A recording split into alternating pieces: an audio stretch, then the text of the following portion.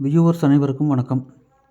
25/2/2026 இன்றைய தங்கம் வெள்ளியின் விலையை பற்றி இந்த வீடியோவில் காண்போம். 22 கேரட் ஆபரண தங்கம் நேற்று கிராம் ஒன்று 14,890க்கு விற்பனையானது. இன்று வர்த்தகம் தொடங்கியவுடன் கிராமுக்கு 40 ரூபாய் உயர்ந்து ஒரு கிராம் 14,930க்கு விற்பனையாகிறது. மேலும் ஒரு சவரன் 1,19,440க்கு விற்பனையாகிறது. 24 கேரட் தங்கம் நேற்று கிராம் ஒன்று 16,244க்கு விற்பனையானது.